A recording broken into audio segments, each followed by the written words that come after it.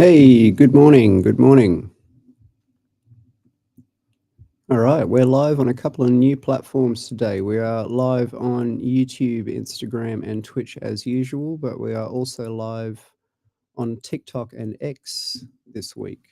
For those of us who follow us on either of those other platforms, X is probably where we share the spicy memes.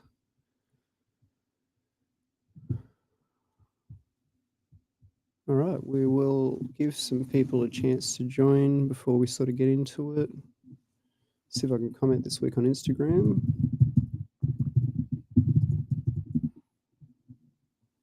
Hey, it's working this morning. That's so good. So happy about that. Oh, we might have actually jagged it switched where stuff is actually going to work. My goodness. But we won't get too carried away, will we? Kombucha engaged.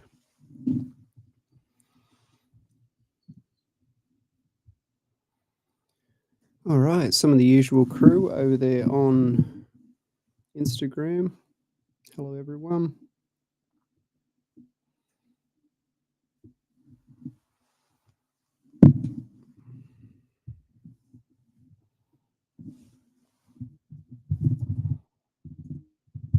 Afternoon. I said good morning. Slightly distracted.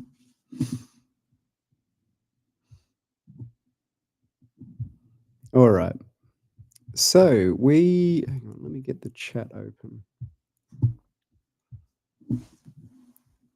Hey, let's see if I can respond to you directly.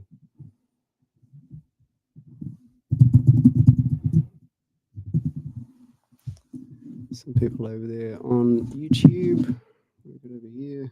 Hey, thank you very much for subscribing. Hello there, Vizago and It's Azure. Nice to see some new people over on the YouTube.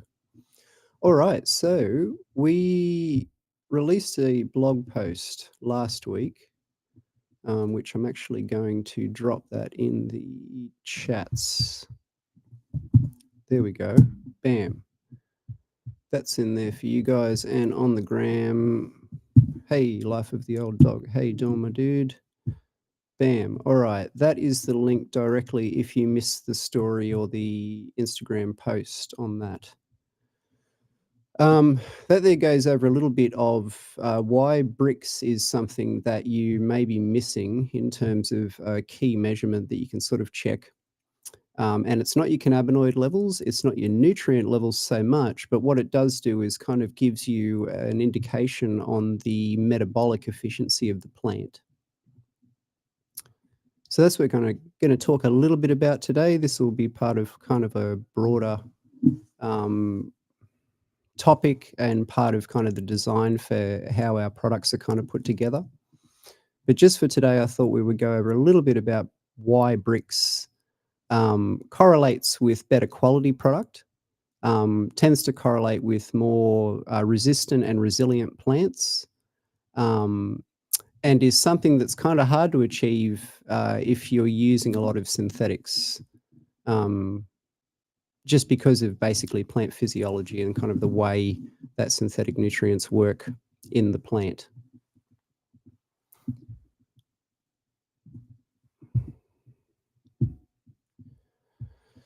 So a quick refresher on it.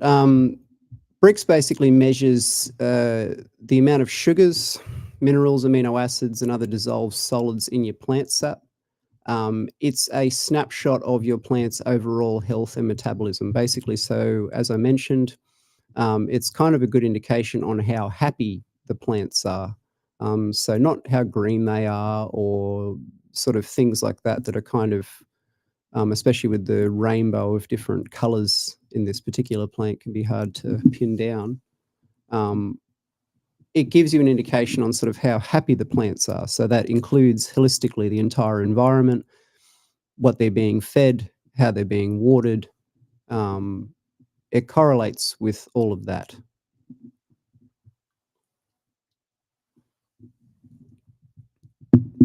Now, higher BRIX plants tend to taste better because obviously something that's higher in carbs is going to be sweeter.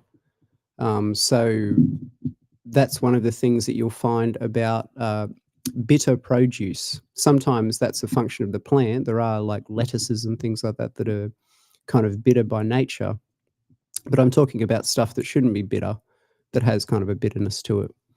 That can be an indication of low BRIX.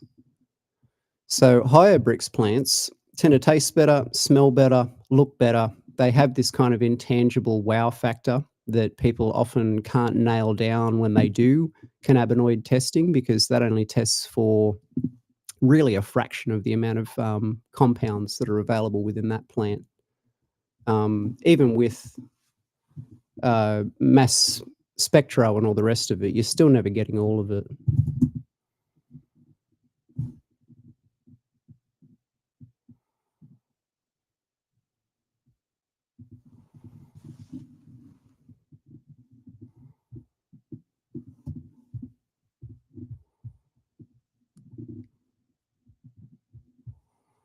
I mean, there's some people that care, dude. That's why there's some people have joined in. But, you know, thank you for your opinion. It's nice that you took time out of your Sunday to come over here and share that with us all.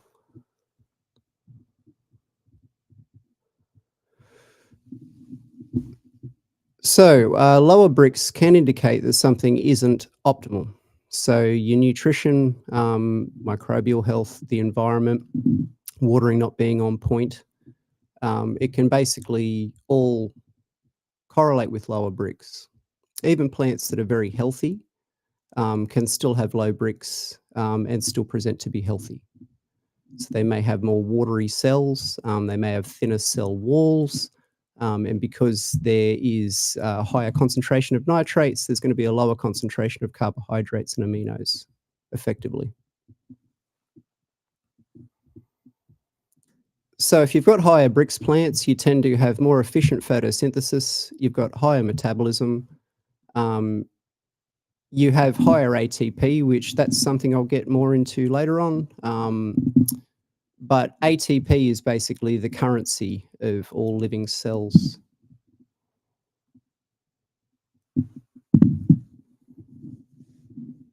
But we'll get more into that sort of later. We'll just focus on sort of what BRIX is, how we can kind of measure it today.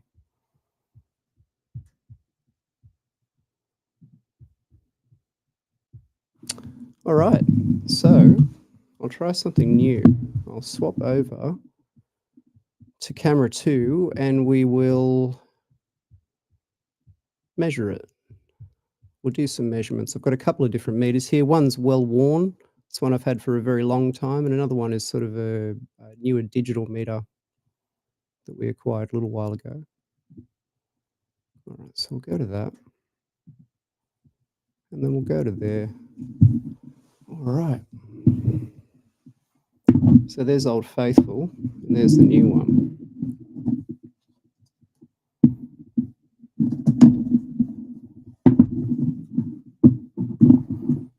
All right.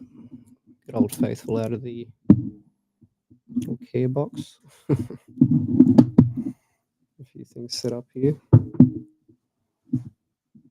I'll get that one there for rinsing the pipette. That one there for once you've rinsed the pipette, where to drain the water into. Cleaning cloth there. Whoops, bumped the camera. And here I've got a towel that's needed.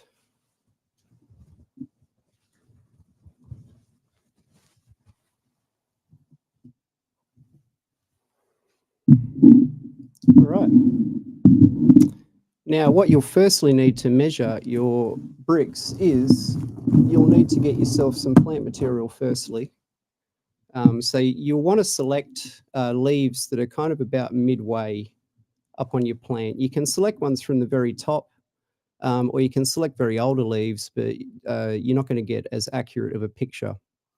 So a good way to sort of do it is to sort of select leaves that are kind of midway up on the plant, some average sized leaves if you're testing for plants in the growth phase. So they're actively vegetatively growing, or they're in the active sort of bulk phase. More towards ripening, probably more what you're testing is flour BRIX, so sort of the amount of accumulated BRIX in the flour itself.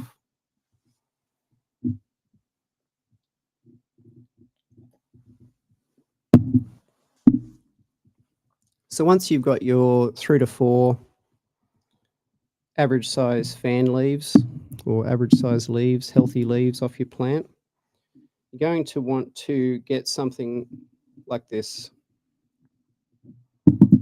See if I can get that in frame, a garlic crusher.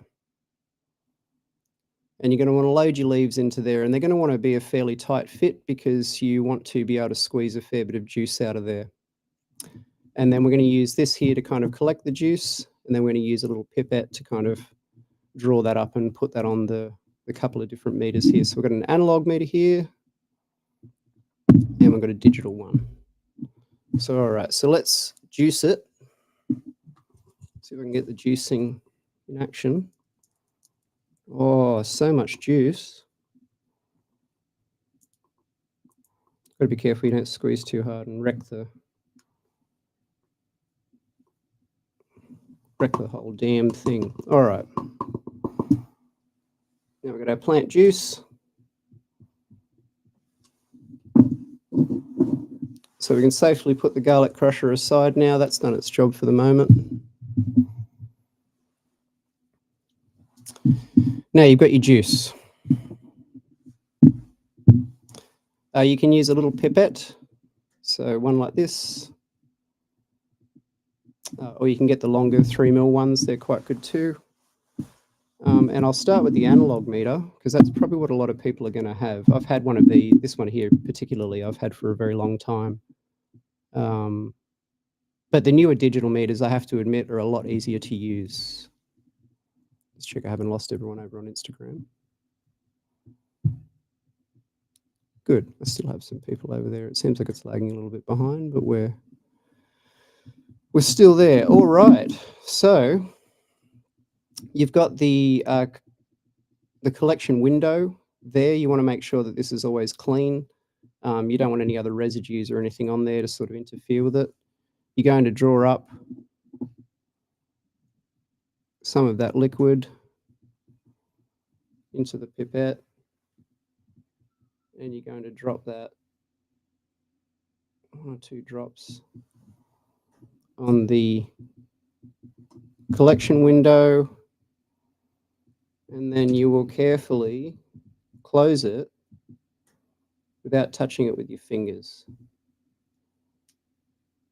And see if you can get it to sit flat so you don't really have the foam.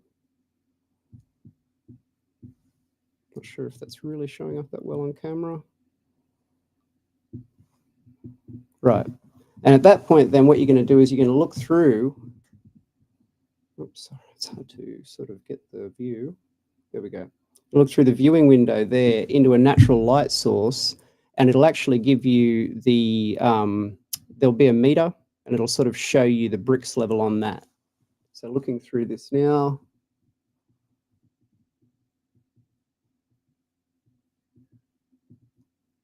It says it's around a 9 on the analog, and that's looking at it through studio lighting as well. Ideally, you want natural lighting.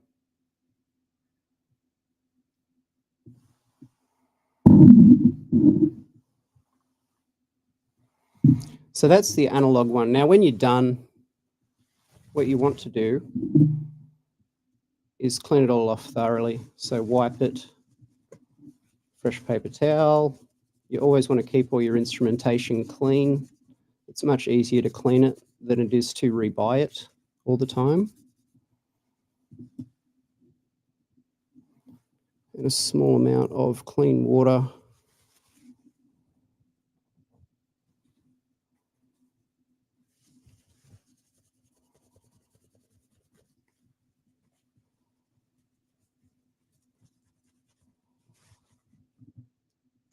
All right. We can put Old Faithful back in its case now. It's done its job for another day.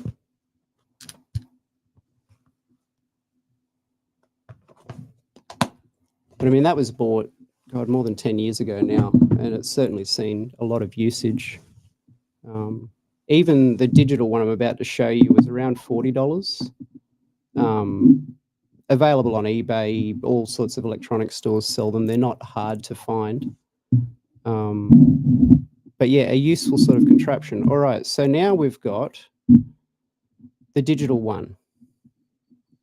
So it has a super cool collection window here. Here, there you go. It's easy to point it that way. Turn it on. Refractometer. There you go. Cool. Now the digital one is a little bit easier because you don't need to worry about lighting quality or kind of anything like that. Now the first thing you should do when you get a fresh one of these is I've already done this, but you should check it with distilled water first, just to ensure that it's reading a 0.0. Because if it may need to be recalibrated. Some of them out of the box are a couple of points off. So if you're a stickler for accuracy, yeah, you'll want to check that first. So I've checked this one, it's at the right level. So now what we'll do is we'll draw up some more of that juice.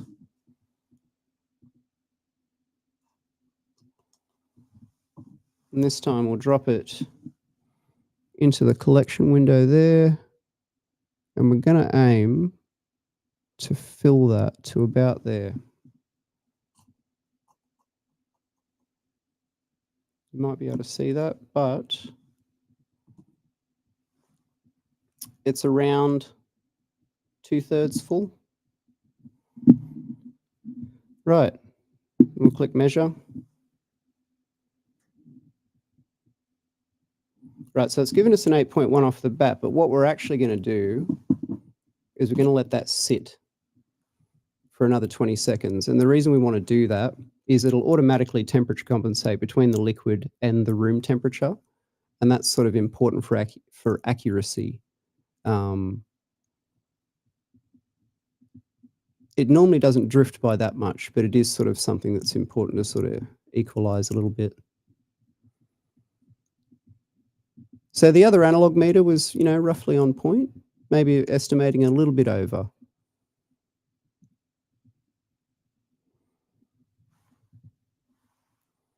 Let's give that another 15, 20 seconds.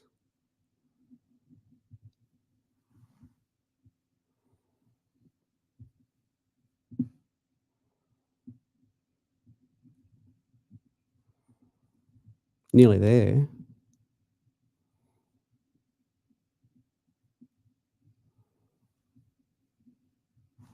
All right, now if we give it another go, click measure again, you'll see the little light. Yeah, so it's given us 8.1 again. So I think we can pretty safely say that that's where that sample is at. It's a little bit under where we'd like to be, but that wasn't exactly the target material that we're actually generally sampling here. So you at home sampling the right plant material from the right plant will likely have higher levels. Now, you're going to want to clean that as well. The little sensors in those, you don't want to leave any sort of gunk on them. So just a bit of fresh water and then a bit more paper towel to keep it dry. They're quite a robust little meter, really, and they're really quite handy too, because around the house you can kind of check the sweetness of different things. It's kind of, I've found it just an interesting thing to have sometimes. Like, I wonder how sweet this is mathematically. Look it up. All right. So not really that much to it. And swap back to the other camera now and probably get a bit of this stuff out of my peripheral. Go like that. Try not to spill plant juice everywhere.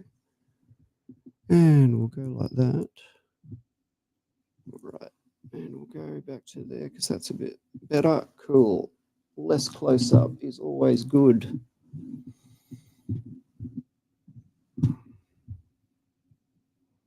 The camera being backwards on Instagram, probably not the greatest, but anyway. All right. You get something out of it anyway. That's okay.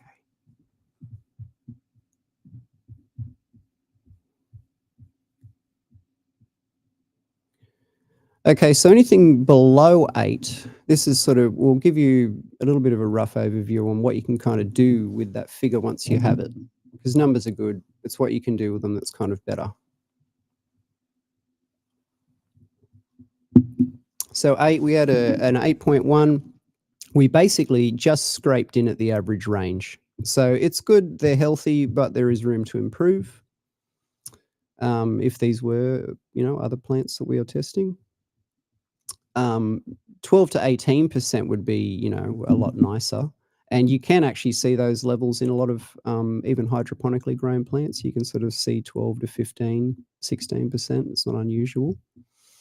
Where you struggle, though, is getting above 18%. So the 18 to 25% range is really kind of the realm of living soil and organics and all that sort of stuff, because the way the plant's being fertilized in that isn't as ATP hungry. And so basically the currency of the plant is carbohydrates and aminos. So carbon and amino acids. Amino acids are effectively their language, and carbohydrates are effectively their currency, their fuel. So those methods of cultivation lead to a lower ATP draw, which leaves more energy for facilitation of secondary compounds. So this is where the kind of wow factor of a lot of people's flower comes from, and why it can be worth mucking around with organics or taking them very seriously.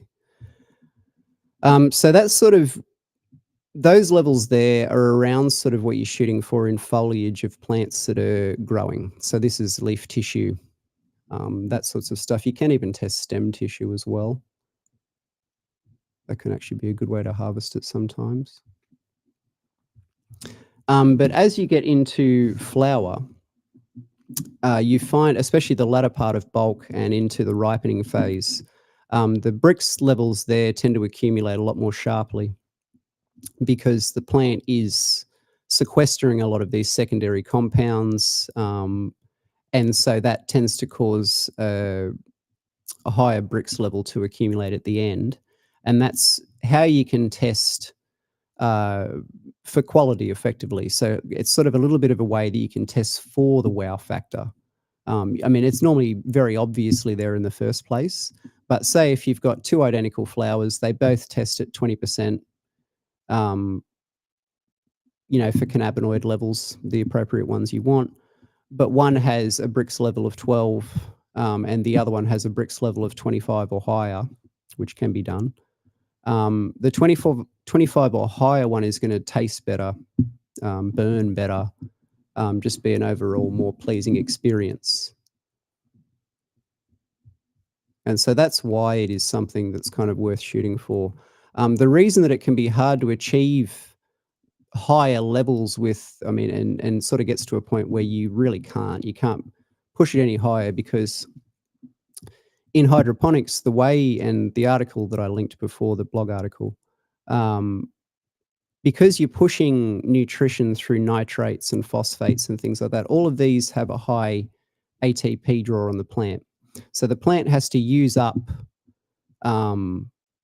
its currency. So it has to use up its carbohydrates, its energy source, to convert these nitrates and things over to amino acids so the plant can use them.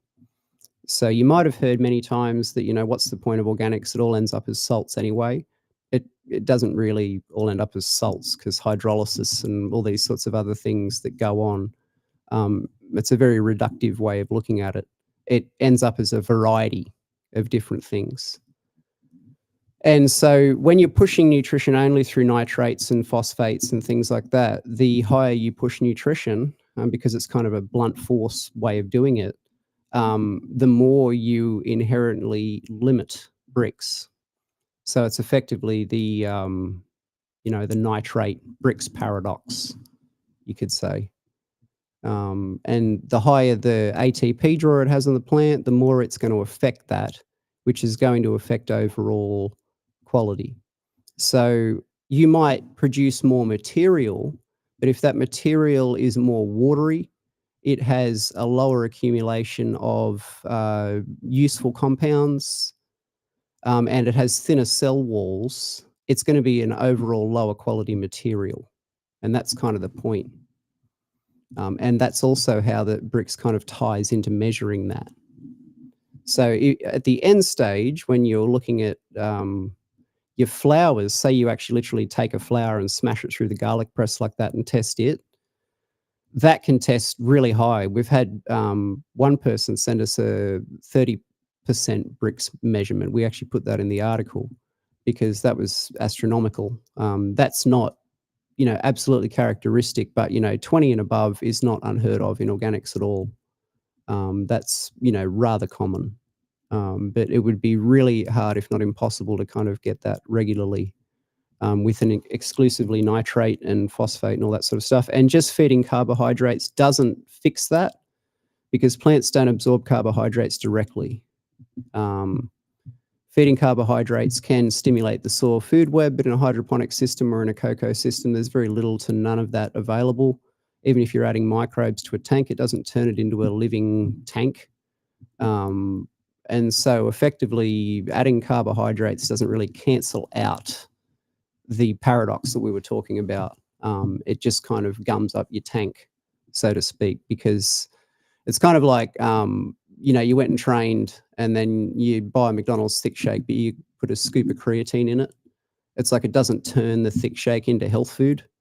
It just means you've got creatine in your thick shake. And it probably tastes delicious too, and it's probably slightly more beneficial than the thick shake by itself. But I'm just saying, it kind of like, it's that level of kind of thinking because the plant can't directly absorb carbohydrates. They don't gobble them up like we do. It has to kind of be facilitated by microbes.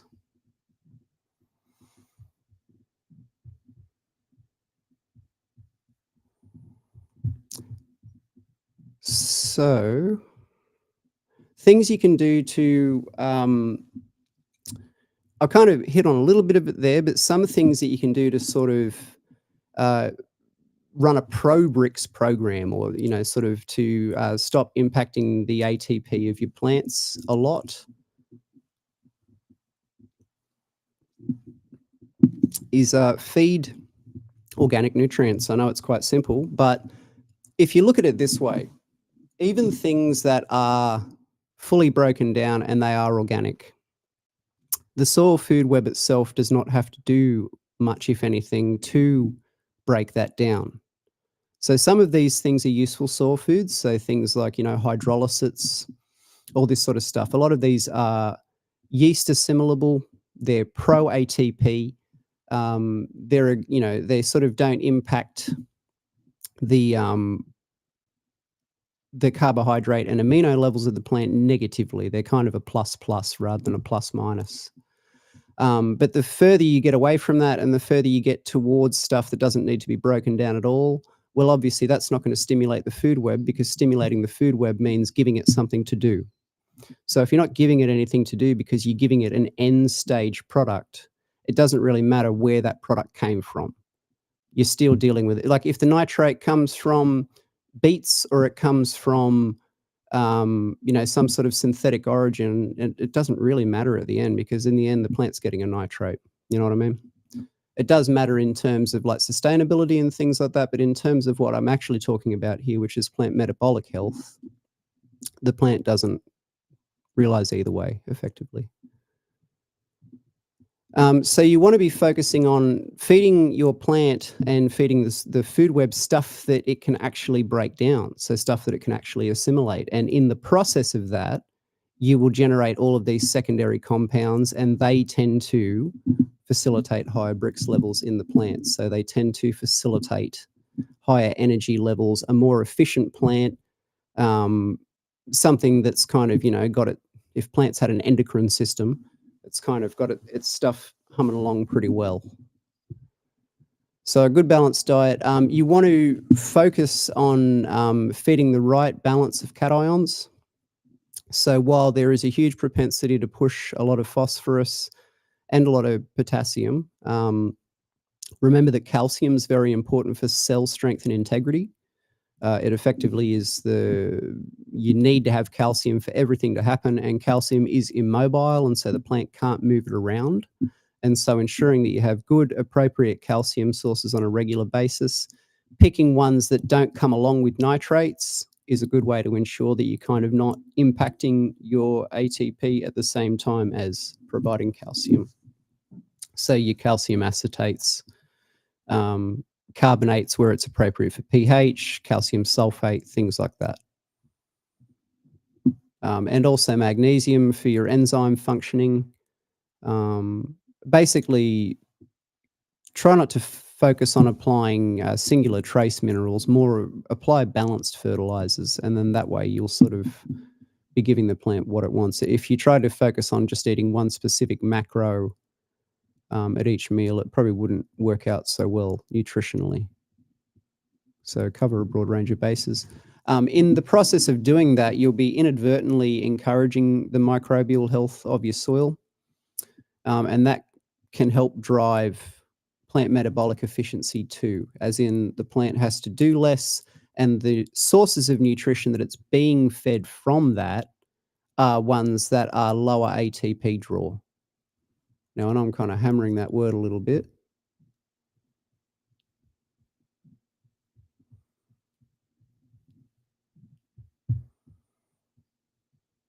But yeah, okay. So another one actually, and it's a really simple one, is just maintain proper moisture, maintain proper watering. Since we put the watering app out, it's amazing the amount of people that have messaged us and been like, oh, I thought I had all these sorts of nutrient imbalances. It turned out I was just under watering all the time. So that's like a really simple one. It can kind of be tricky to learn how to water living soil. But the tool we made does give a pretty good approximation for most people if you're new to it. And once you sort of nail that, then that's definitely a good way that tracks well with BRIX levels. Why it tends to correlate well is obviously, you know, if the plant's not being stressed out from inconsistent watering, that's one thing that kind of keeps its metabolic functioning better. But it's also to do with soil food web functioning. And so if you have really inconsistent watering, what you'll tend to have is microbes will brew up and then, you know, breed up and then kind of die off. That creates some sort of imbalances because when they die off, they're often holding a lot of nutrients, which just gets immediately released into the root zone.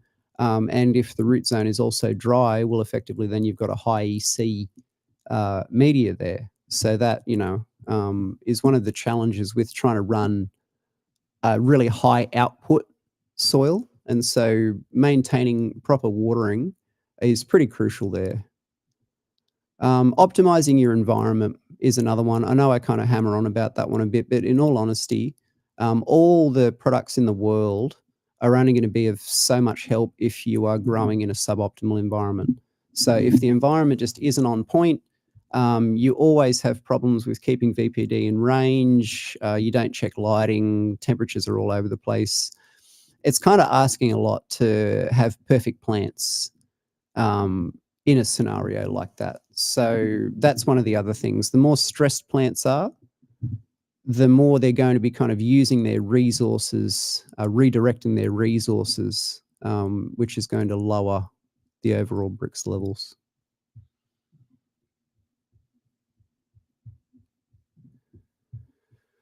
Some other things to avoid are excessive nitrogen. So especially nitrates, and even, you know, a lot of the other ones break down into nitrates as well. So even things like urea, ammonia, all that sort of stuff like that. Try to pick things that hydrolyze. So protein sources are a good one. So even if you just take something just purely as a nitrogen source like blood meal, yes, you know, you'll get some conversion of that to ammonia and stuff. You definitely will get some non-amino conversion, but you'll also get a lot of that hydrolyze. And a lot of that sort of, you know, will be available in amino form in the soil.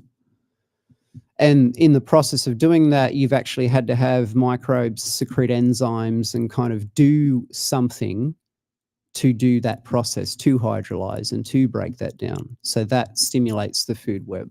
So that's the kind of whole cycle that we're going for here, where everything, even the most available stuff, is most available through that. So exploiting that pathway, not trying to go around it, because the more you try and go around it, the less you give them to do, and then the lazier it all gets and less efficient. So you effectively, well, in my mind, you effectively want to make it to where it's functioning, providing the plant with as much as what it needs, but in a way that's being done in a more biological way or biochemical way.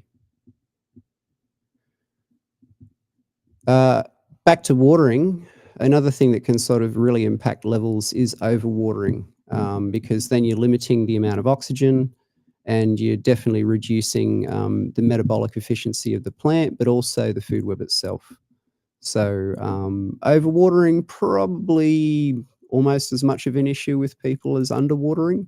It is a little bit tricky, but it's not that hard. And as I say, we did make a handy dandy tool for you, which is available through the website, that you can use for free to kind of figure that out if you've got no natural inclination towards growing things.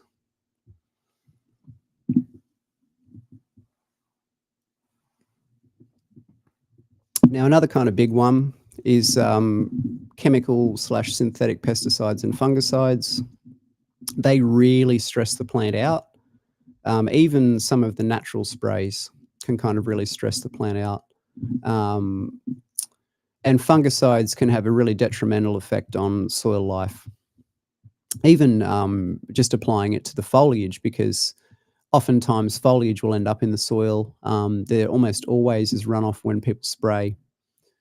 So yeah, those things can definitely be very harsh. To the contrary on that, things that activate the SAR, so aloe, things that more use botanical oils and things like that, those are sort of a safer bet. Some of those actually have like beneficial effects on the plant. You can actually notice sort of a bit of a growth boost from them. It's not necessarily a pest spray, but the Green Supreme kind of has sort of some mild effects like that, that are more pro BRIX. But yeah, I mean, sometimes if you have to use a spray, sometimes people have to, but just be mindful that too much of that will definitely stress the plant out, and the more stressed it is, the lower the BRIX. You're taking bricks out of your BRIX wall, my dude.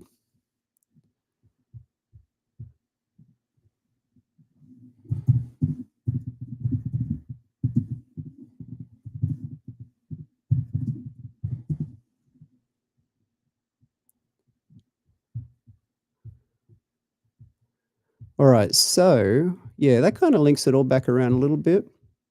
It kind of gives you a bit of an overview on kind of why I think it's a key metric that you can test that kind of goes outside of just NPK, because even if you send things off to the best labs, they can only tell you what is totally available from whatever that is in totality by dissolving it. That doesn't tell you the rate at which things are available.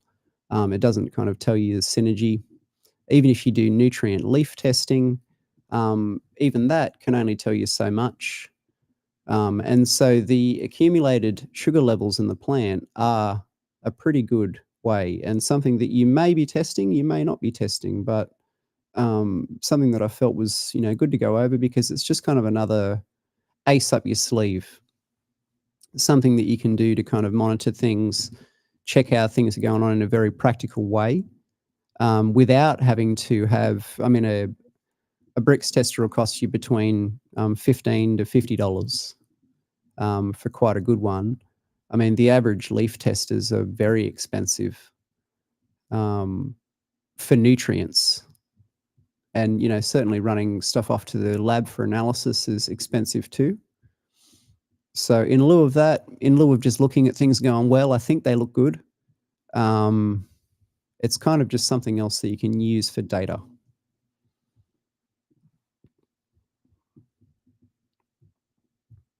All right, we'll do a bit of Q&A now. Looks like I've got a few over there on Instagram.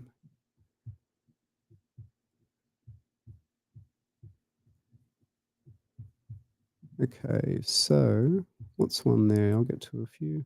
A couple there wanting to test their BRIX. Very good. You should. I don't have any coupon codes for eBay or anything like that, but just have a look around on there. I mean, you know, like I say, probably under $40. I think that one there was, you know, $36 or something like that with free shipping. And that one arrived perfectly calibrated out of the box too. Be the bees there. Is the blue mat watering system something I would recommend? Look, to be honest with you, it's not my favorite of all of them. There's some complexities to it and things like that that are a little bit of a challenge, I feel. But they can certainly be set up well. And once people know how to tune them, they tend to work quite well. The thing I like about them is that they're plant driven. So, you know, they're kind of based on what the plant's actually using. The challenge with that is there is a little bit of a paradox there in terms of, you know, they tend to, a lot of the time, keep things a little bit moist. And in doing so, you're kind of cultivating a certain kind of environment there. And then that is sort of driving things to an extent too. So the compromise that I kind of came up with for that is rather than just applying a linear schedule to those, what I think works really good is oscillating that a little bit. I'm a fan of oscillating watering schedules. I think soil does better with kind of not inconsistency, but consistent inconsistency. That's a terrible way of putting it. It does well with some, you know, modulation in your watering, basically. So I did get over that a little bit last week in the watering kind of app sort of thing. But the idea is that, you know, rarely does the exact same amount of water apply on a field at the same day by weather.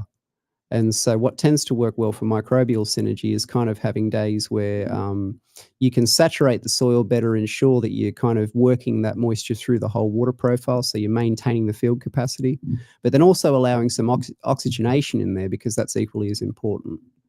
So with blue mats, the kind of compromise, and with sub-irrigated too, to be honest with you, because they're both rather linear in what they kind of do. It's just, I mean, especially with sub-irrigated, they're kind of like, here is the moisture level.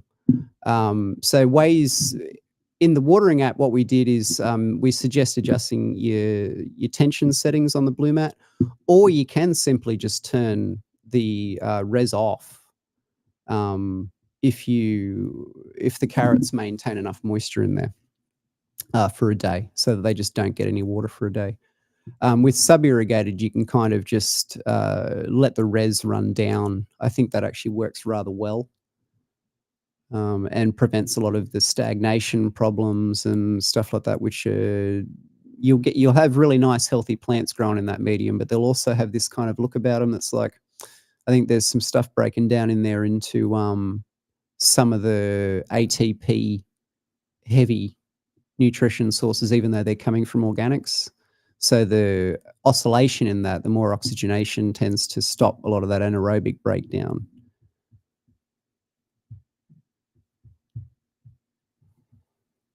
Still got one on Twitch, still got one on YouTube. We appreciate you all.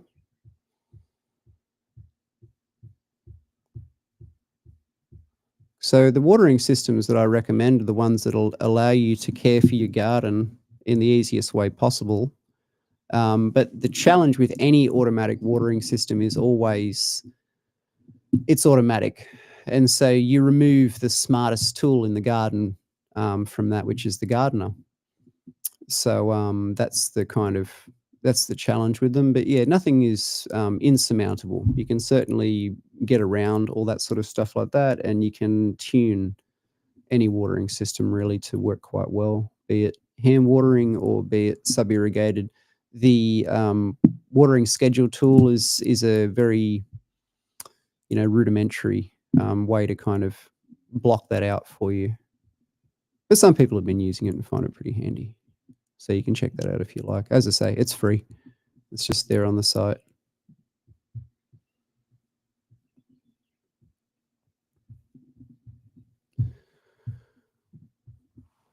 Thank you very much. Be the Bees, nice to see you here.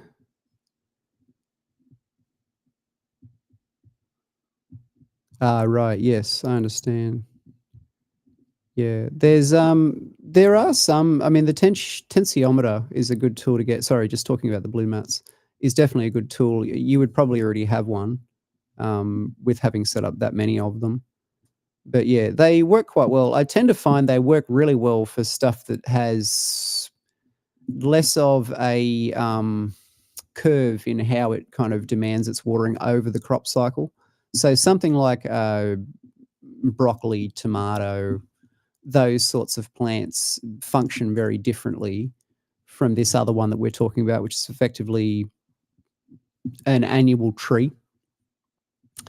So it, I mean, that lives and dies within a season. And I know some people will, some people will say, "Oh, I've had ones that live for multiple years," and I'm like, yeah, that's the thing. But it's not naturally a perennial; it is an annual plant. So the challenge with that is that you don't have a consistent moisture draw throughout the cycle.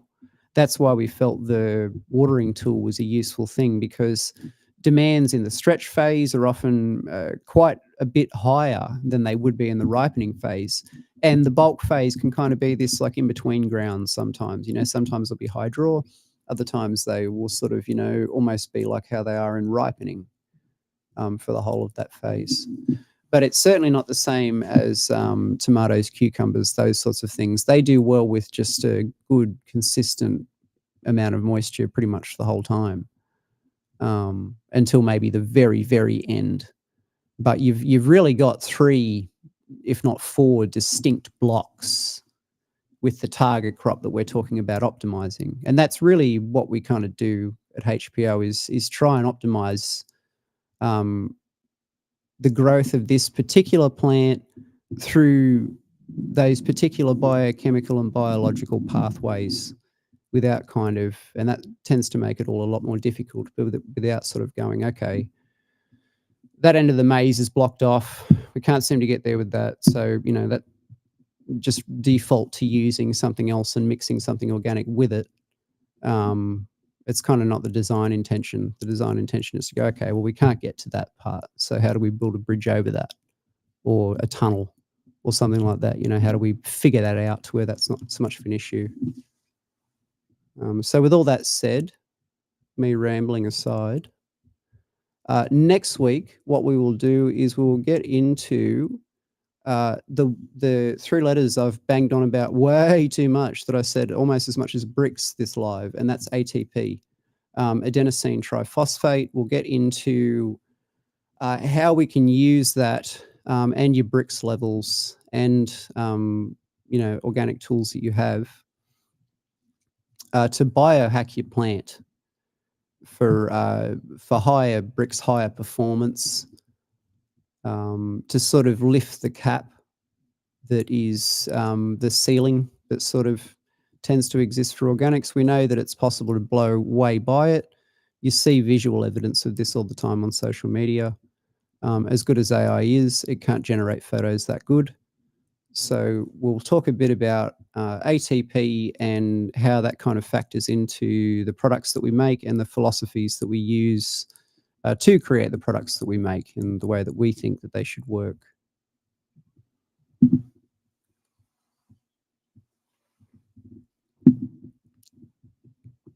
Ran a little bit over time today, but I hope people got some semi-decent info up. There'll be an overview of this up on the YouTube afterwards. It just uploads to that when it feels like it. I'll provide a direct link in the Instagram stories. But yeah, for now, thank you very much, everyone, for joining. I super appreciate it. Super appreciate everyone over on YouTube and Twitch. And yeah, if you tuned in on any of the new platforms, X or TikTok, and also people that tune in on Twitch and all the rest of it, thank you so much. Thank you, everyone over on Instagram. I'm going to call it there. Thank you.